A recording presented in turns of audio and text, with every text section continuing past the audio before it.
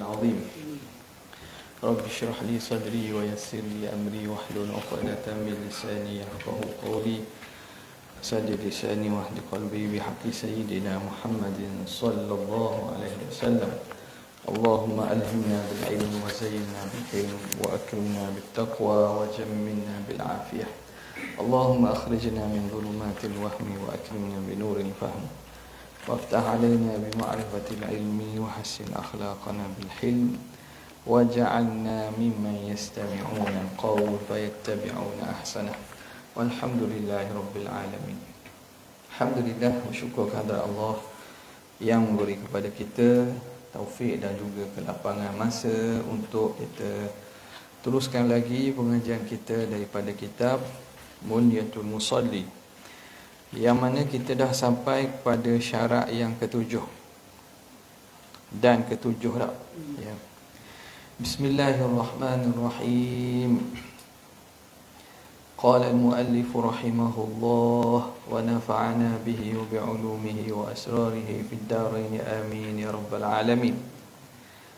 Dan ketujuh, meninggalkan berkata-kata dengan sengaja yang bukan Quran. Yang ketujuh daripada syarat sah sembahyang lah. Jadi pengarang sini dia masukkan perbahasan berkata-kata selain daripada perkataan yang dibenarkan ni masuk dalam syarat sah sembahyang. Sebahagian ulama' dimasukkan dan kebanyakan diletak dalam perkara yang membatalkan sembahyang. Perkara yang membatalkan sembahyang. Maknanya apa? Sebab sembahyang dah ada. Bila buat perkara ni bercakap sembahyang, maka menyebabkan batal sembahyang tu. Jadi pengarang kita ni seakan diambil syarat dengan makna umum lah. Kalau bercakap jadi tak sah. Jadi tidak sah. Biasanya makna syarat ini dia biasa mendahului masyrut. Dia mendahului benda yang disyaratkan tu. Contoh, masuk waktu. Mesti masuk waktu dulu baru sah sembahyang. Tutup aurat. Sembahyang tu mesti ditunaikan, tak nak tutup aurat. Jadi cakap tu sembahyang dulu. Bila mari cakap tu, cakap akan membatalkan sembahyang. Sebab itu sebahagian daripada kitab dia letak bercakap-cakap ni perkara yang membatalkan sembahyang. Ala kulli hal memang tak boleh cakap lah. Cakap dalam sembahyang tak boleh. Cuma pada meletakkannya itu. Jadi tuan kitab kita Syekh Daud, dia bilang syarat yang ketujuh, meninggalkan berkata-kata. Meninggalkan berkata-kata. Berkata-kata dengan sengaja yang bukan Quran atau zikir atau doa. Okay. Ini pada awal Islam, umat Islam, sahabat Nabi, tengah-tengah sembahyang mereka bercakap. Datang dalam satu riwayat disebut bahawa kunna natakallamu fi salati. Kami dulu dalam sembahyang, tengah sembahyang tu kami bercakap. Sembahyang lah, kalau ada urusan bercakap. Yatakallam yas'alu rajulu sahibahu. Seorang ni tanya orang lain tengah-tengah sembahyang. Sehinggalah turun ayat Quran, wa qumu lillahi qanitin. Wa qumu lillahi qanitin. Jadi ayat itu Allah Ta'ala menyuruh bahawa hendaklah kamu berdiri tegak dalam keadaan qanitin, maknanya diam, tidak bercakap selain daripada perkara yang dibenarkan. Jadi di sini daripada itulah berhenti. Setelah daripada turun ayat itu, maka kami tak bercakap dah. Tidak bercakap dah dalam sembahyang. Okay. Kemudian dalam hadis lain, Nabi SAW menceritakan apabila seorang bercakap, orang ni tak baru mari, mungkin dia datang daripada perkampungan Badawi jauh, tiba-tiba tengah sembahyang cakap. Jadi sahabat lain tengok dia. Tengok dia. Lalu dia pun tanyalah, apa sebab mu tengok aku? Dia tak tahu bahawa tengah sembahyang ni tak boleh bercakap. Lepas tu Rasulullah SAW pun lepas selesai sembahyang, Nabi tegur, inna hadhihi salata la yasluhu fiha syai'un min kalamin nas, innama hiya tasbih wa takbir wa qiraatul Quran.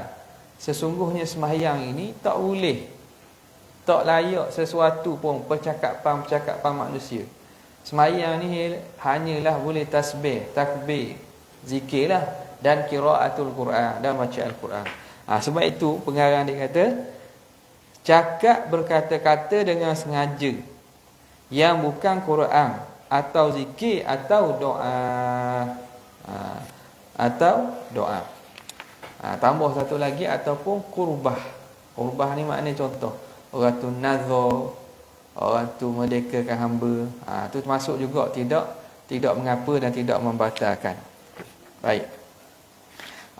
Sambung lagi. Dia kata apa? Kalau Quran tak apa, baca ayat Quran tak apa, dalam sembahyang ini tak batal lah. Kita berzikir, tak ada masalah lah. Ataupun doa, tak ada masalah. Dia tak bolehnya ialah cakap. Hatta bercakap dengan perkataan yang rupa macam ayat Quran. Salamun alaik. Dia niat cakap dengan kawan dia. Ataupun dia niat jawab salam. Dia niat jawab salam sahaja. Lepas ni mungkin dia akan sebut kot. Ataupun kita akan sebut nanti, perincikan. Mana orang bercakap dengan ayat Quran, kawan dia bagi salam, Assalamualaikum. Jadi ayat Quran dia, salamun alaika saastaghfiru laka rabbi. Salamun alaik. Dia jawab, salamun alaik. Salam sejahtera ke atas kamu. Dia baca ayat Quran, tapi dia niat menjawab salam. Jawab panggil, boleh ke tak? Tak boleh? Batal. Sebab niat cakap. Saya pernah ada lama dah tu, orang sembahyang sebelah kita, dalam beri salam ni, dalam kitab-kitab sebut, apabila seorang beri salam, siapa buat salam mungkin ada lah, bila beri salam tu, kita niat bila Assalamualaikum warahmatullahi, niat apa? Niat beri salam kepada orang duduk sebelah kanan. Kalau imam lah, dan orang sebelah kanan daripada manusia dan jin. Kemudian Assalamualaikum warahmatullahi, niat sebelah kiri tak? Jadi dia ni duduk tepi kita lah. Assalamualaikum, kita beri salam, Assalamualaikum warahmatullahi, waalaikumsalam. Dia jawab lah kita. Dia jawab dulu kita. Dia jawab lah kita. Dia tengah semayang, dia jawab kita dulu. Lepas tu dia beri salam dia pula. Ni kacau ni.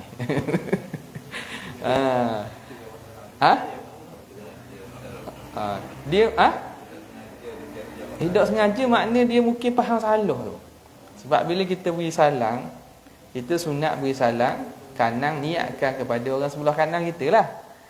Jadi dah duduk sebelah kanan kita beri salam, dia sahut salam kita. Waalaikumsalam.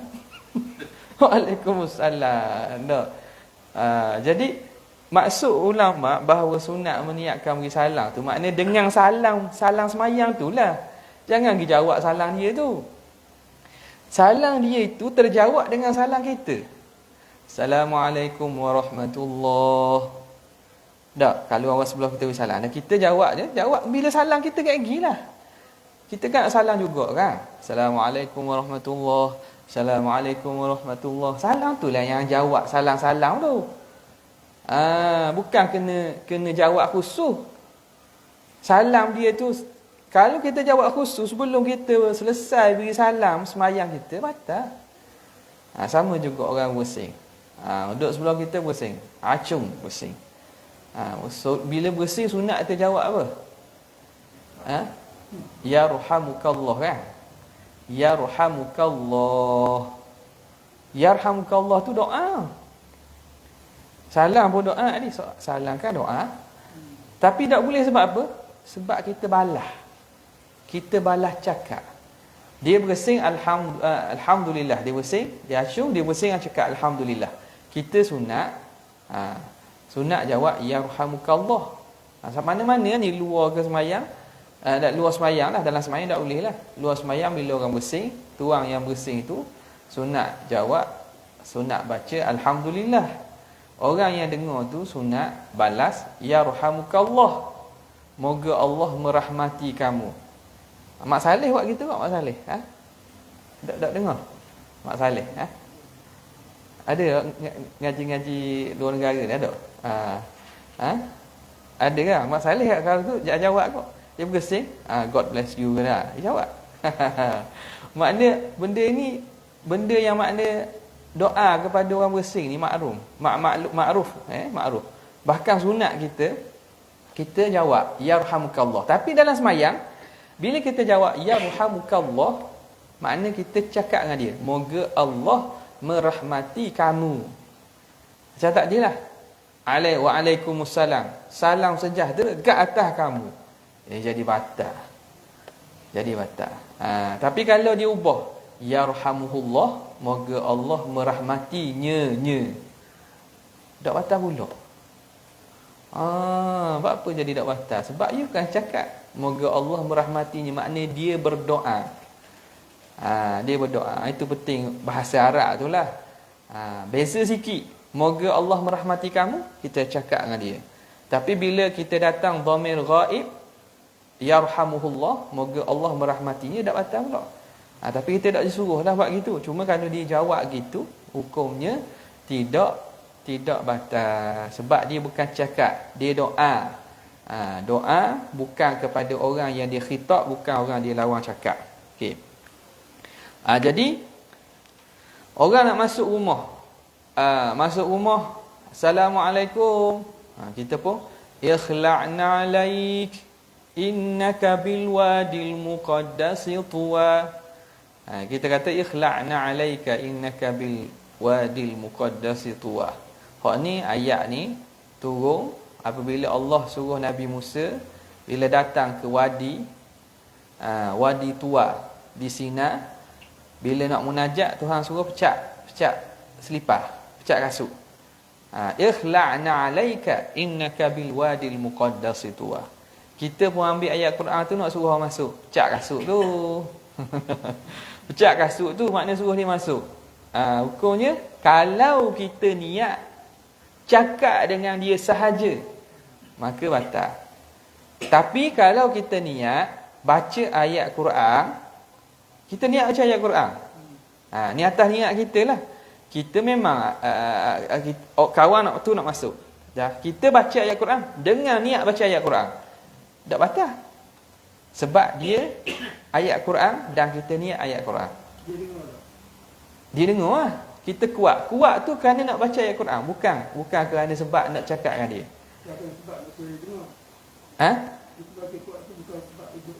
Kalau dua sebab, tak batal kau. Niat baca Quran dan niat nak beritahu, tak batal. Kalau niat untuk untuk baca ayat Quran saja, tak batal.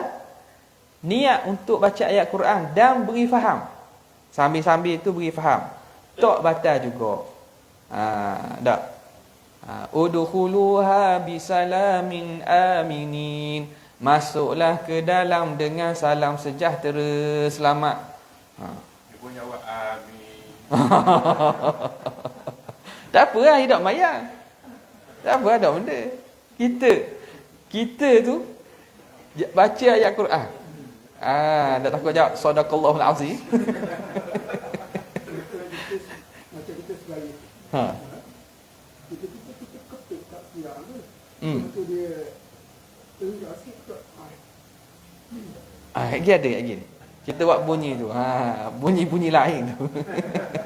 Bunyi-bunyi lain tu ada Kalau gitu saya. Dia tahu tak tahu buat yang tak boleh. Memang. Assalamualaikum. Ataupun kita baca tu, kita kuatkan bacaan kita. Tapi ingat, kuatkan dengan niat baca, bukan niat nak cakap.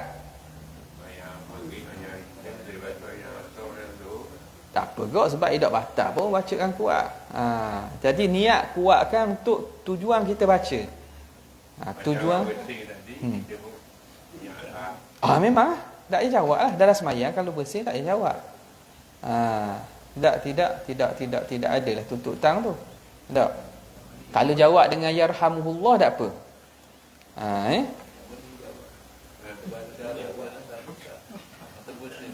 Ada soalan, ada orang tanya ni live. Dia kata kalau tengah sembahyang nampak atu. Jadi antaranya disuruh kita baca al'anuka bila'natillah. Aku laknat kamu dengan laknat Tuhan. Kalau kita nampak atu, antaranya lah auzubillah dengan al'anuka bila'natillah. Aku laknat kamu dengan laknat Tuhan. Jadi tak? Batal. Pak cakap al'anuka. Aku laknat akan engkau. Jadi jawab kan? A'udzubillahi minasyaitonirrajim. Tu tak apa dah cakap. A'udzubillahi minasyaitonirrajim. Niat baca Quran. Okey, kembali balik. Jadi kalau niat Quran saja tak batal. Niat Quran dan nak beri faham. Niat Quran dan nak beri faham tak batal juga. Yang batalnya mana? Yang batal kalau niat nak beri faham sahaja. Tak ada niat nak baca Quran. Niat nak cakap, nak khabar, nak beri faham. Hak tu batal. Dah. Siapa yang tentu? Kita sendiri yang masa cakap tu mari niat nak baca Quran. Tak apa.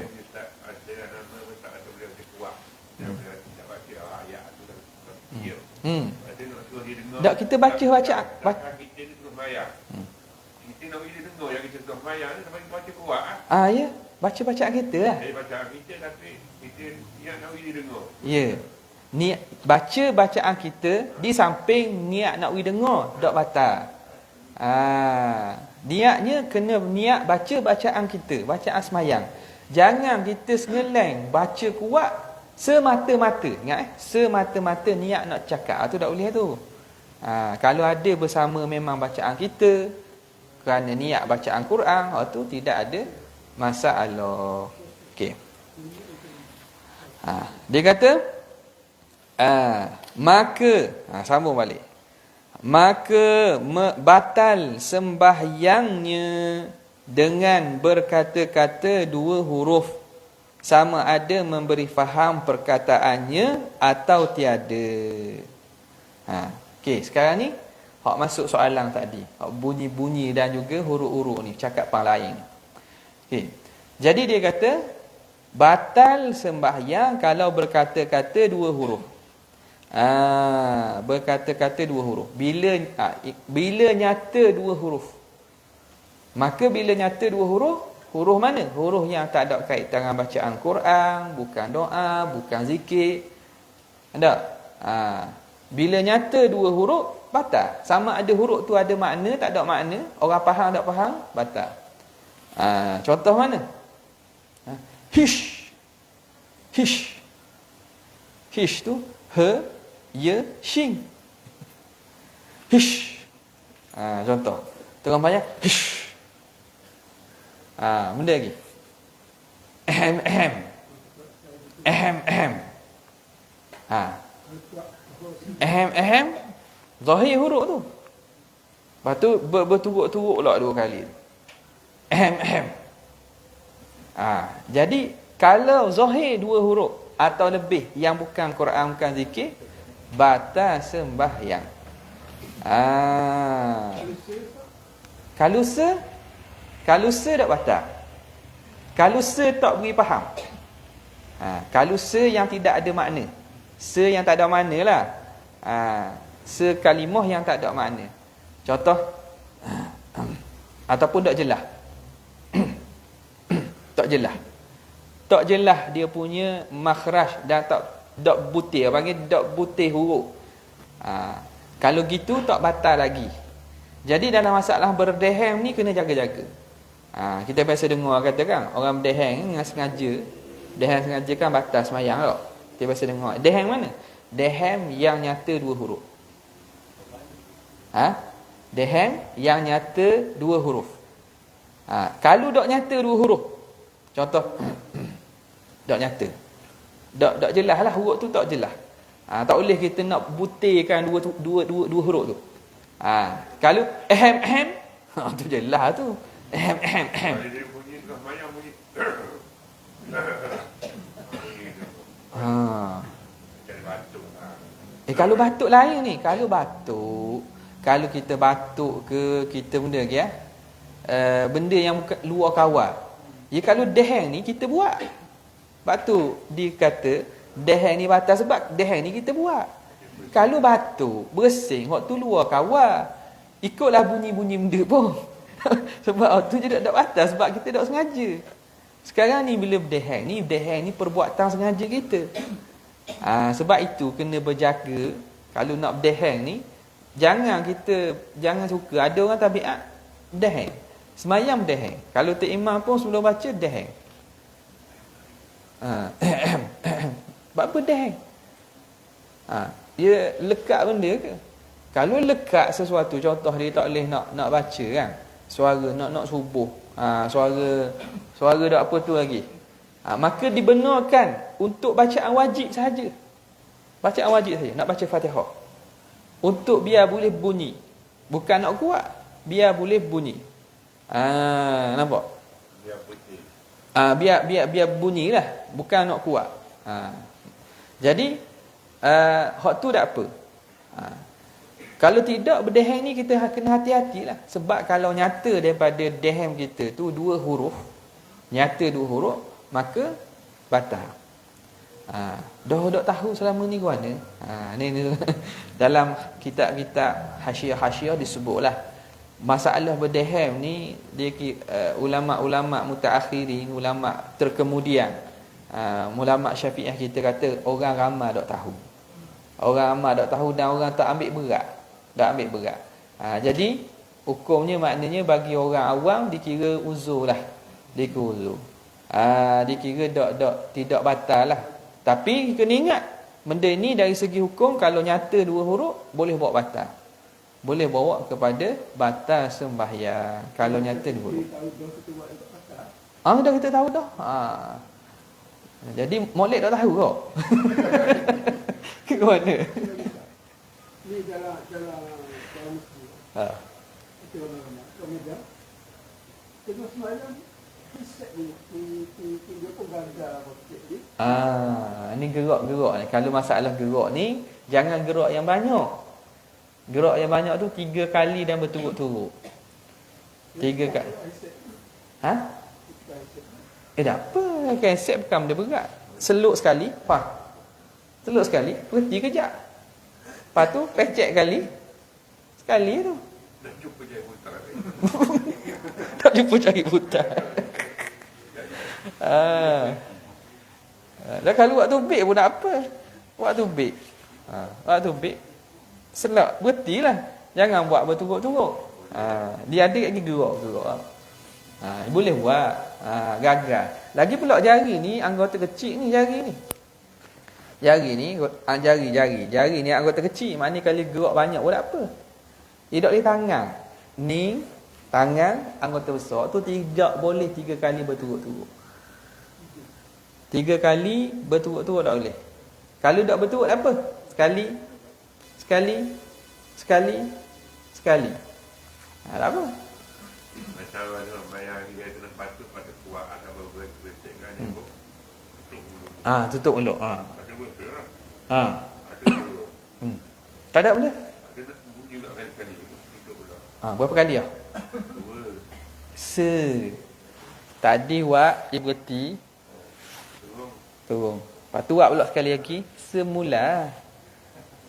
Ia kira semula. Ia berturut-turut ni.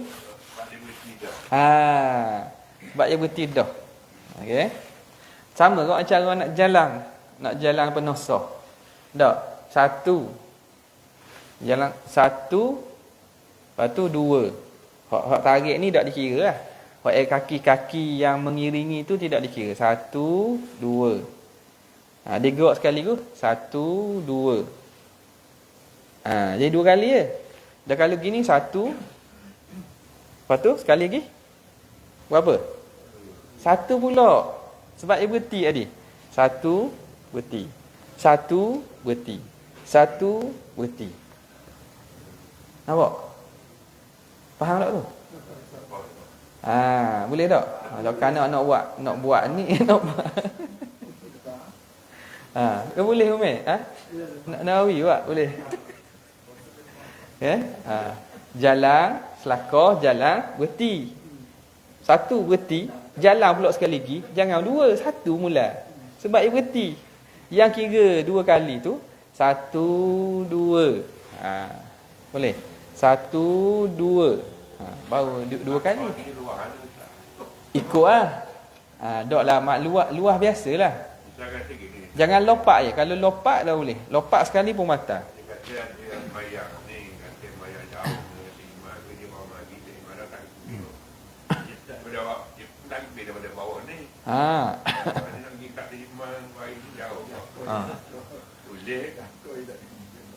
Dia jalan banyak kena jalan sikit.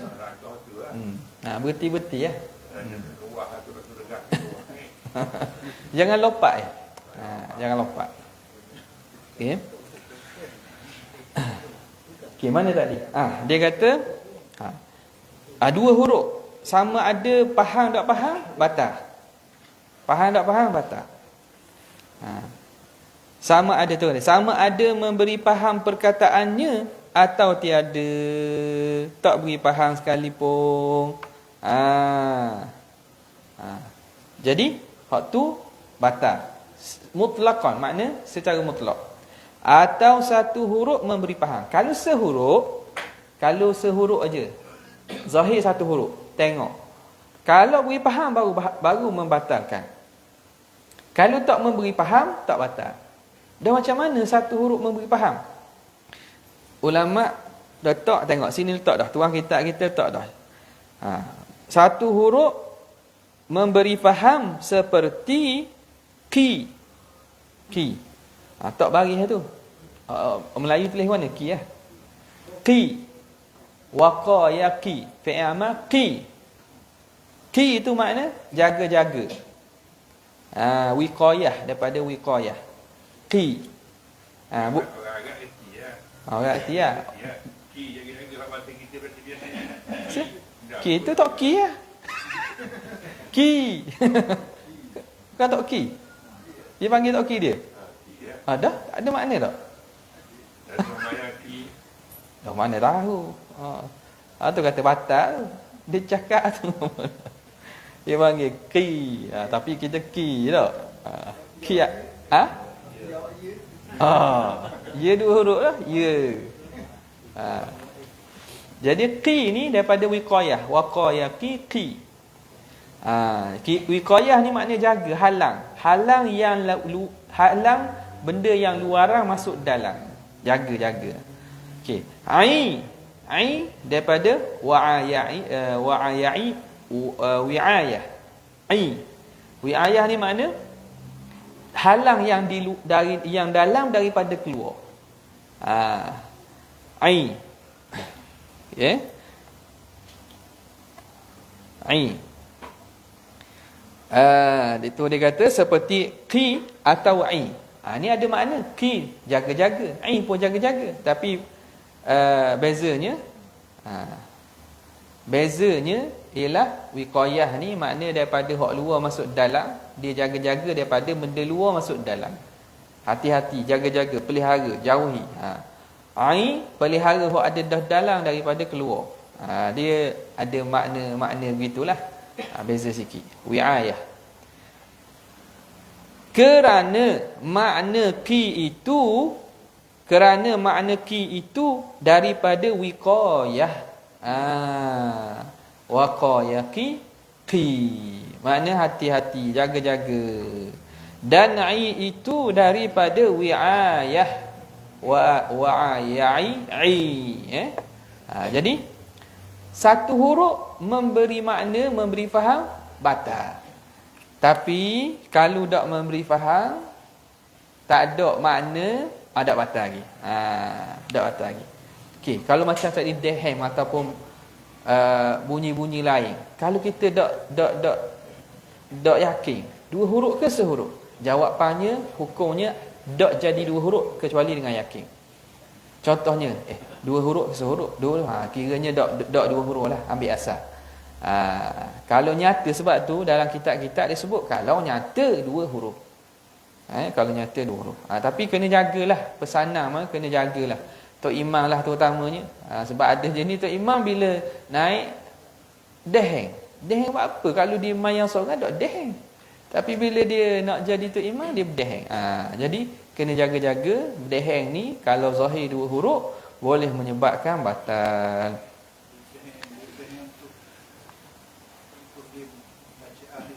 Kalau bacaan sunat tak boleh. Kalau dia main sunat itu orang pakai 2 rakaat. Panjang 2 rakaat tak pernah sekali buku kita dengar dia. Tapi dia jadi imam, dia baca Fatihah mereka. 2-3 ayat dia pasti jadi nak tahu nak kata be'ah dia tu kata bila takut lekat jadi tabi'ah tu. Takut lekat jadi tabi'ah tu. Ataupun sebelum bacaan dia jadi kau tahu. Tapi masa dia baca tu ada.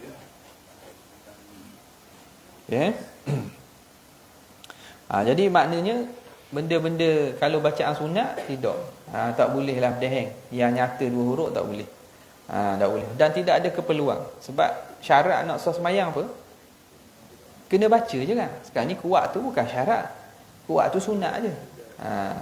Kuat tu sunat sahaja. Okey. Apa lagi ni? Jadi berkaitan dengan berdeheng. Kalau batuk, kalau ataupun bunyi lain, bersing dan seumpamanya, waktu benda luar kawal, bukan kita buat, waktu tak batal. Waktu tidak batal. Okey.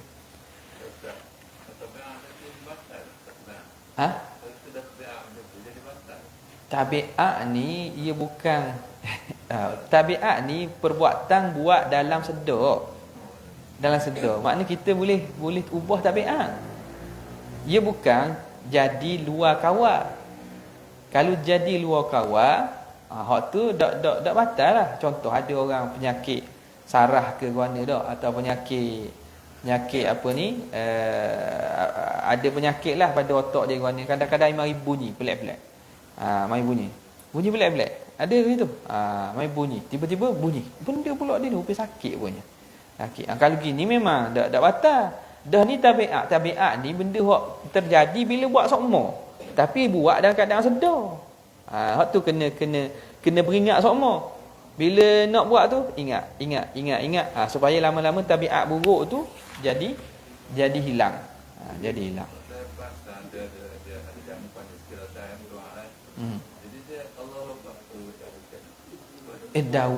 Daun.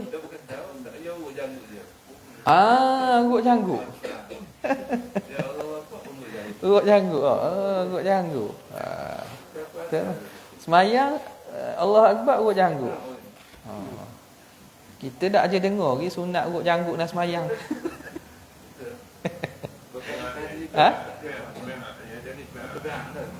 Jadi tabiat. Tak tahu dapat mana tengok orang tu.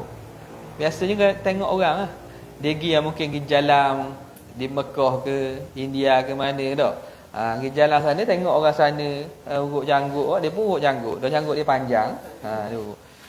Jadi benda itu ni berlaku zaman Nabi. Berlaku zaman Nabi. Dok kiralah siapa-siapa sahabat pun berlaku Nabi tegur. Bila seorang sahabat tu semayang, dia main janggut dia. Dia main dengan janggut dia. Lepas tu Nabi beritahu pada sahabat lain kata, "Lau khasha'a qalbuhu la khasha'a hadha." Kalau hati dia khusyuk, tentu anggota dia khusyuk juga.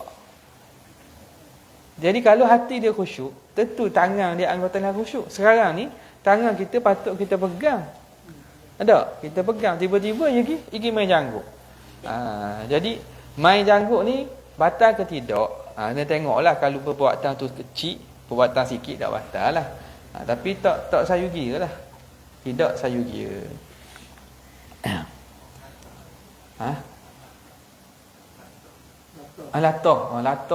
Latah yang sedikit, yang luar kawal dipanggil cakap tak sengaja.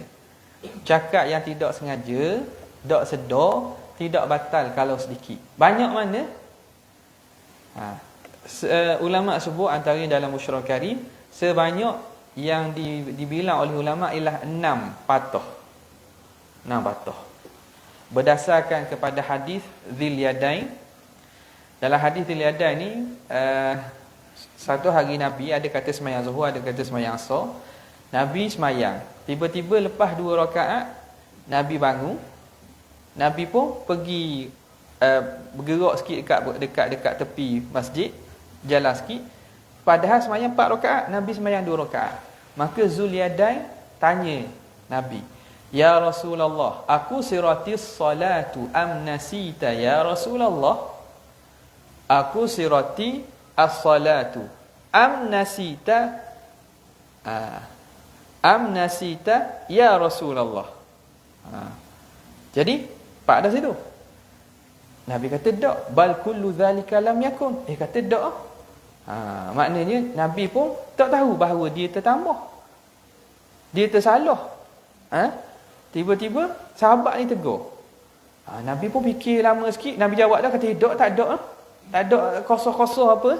Sebab dia ingat ke sembahyang cukup dah. Lama dia teringat balik.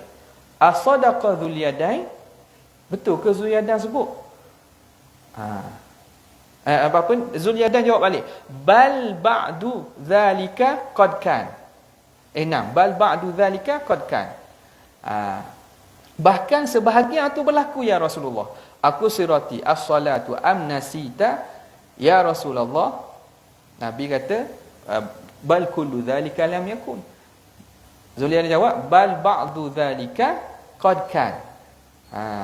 Bahkan sebahagiannya ya Rasulullah. Maknamu ni sekarang sembahyang tak cukup ni. Sama ada memang kosong ataupun kamu lupa. Lepas tu Nabi tanya balik, as-sadaqa Dzul Yadain? Betul ke Dzul Yadain kata ni? Ditanya sahabat kata betul. Maka Nabi masuk balik sembahyang. Nabi pun tambah 2 rakaat lagi. Sahabat ikut dan sujud sahwi. Nampak?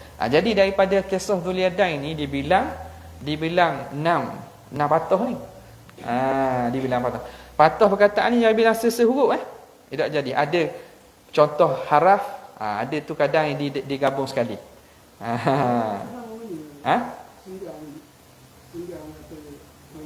Sekejap je lah jawab gitu. Aku suratus salata am nasita ya Rasulullah. Bal kullu zalika lam yakun.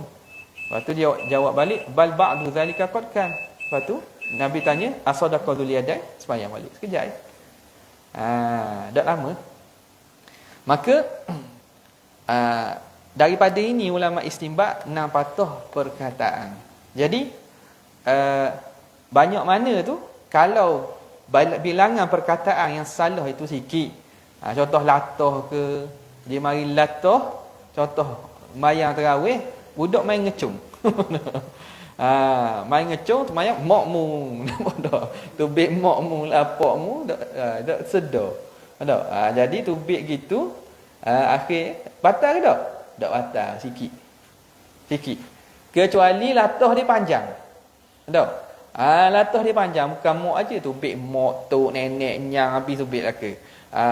Tubik belaka. Kalau panjang, tu kira batal sebab dah keluar daripada keadaan semayang. Keluar daripada hayatus solat. Orang panggil orang dak mayang ni. Kalau sikit-sikit tak ada masalah. Okey.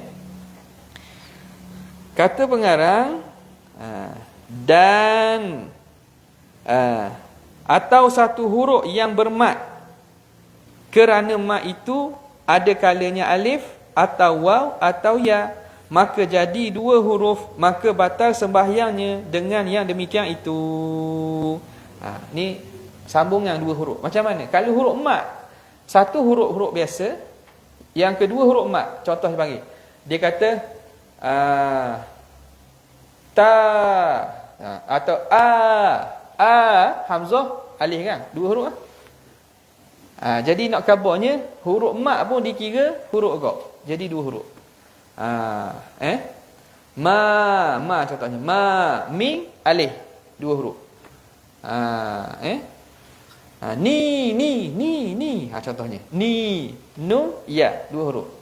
Maka dikira 2 huruf, dan kalau zahir maka dikira batal sembahyang. Syarat ke-8 meninggalkan melebihi rukun fi'li. Wallahu taala a'la wa a'lam. Ada soalan?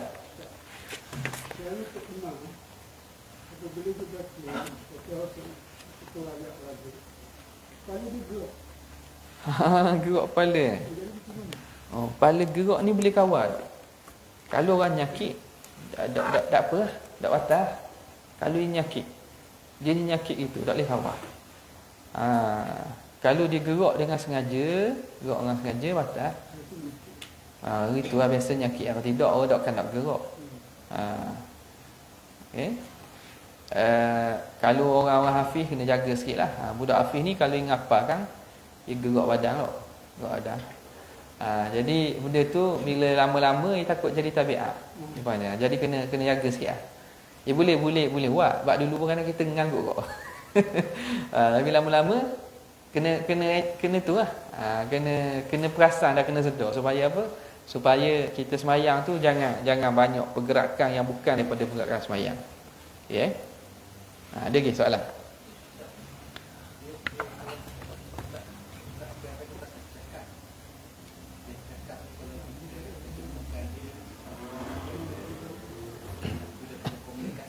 Ya.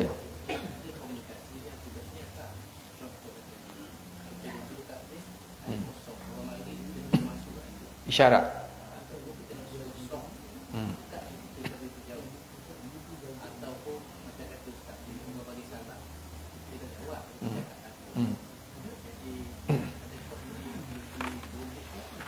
Isyarat tidak batal. Kalau pergerakan itu bukan 3 kali berturut-turut. Dia sama je kaedah dia. Walaupun isyarat tu ada makna. Sebab dia tidak dianggap kalam. Ya.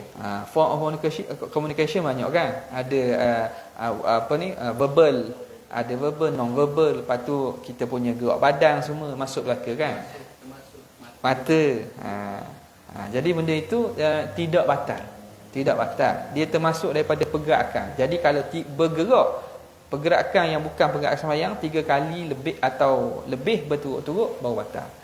Kalau sekali tidak batal. Okey.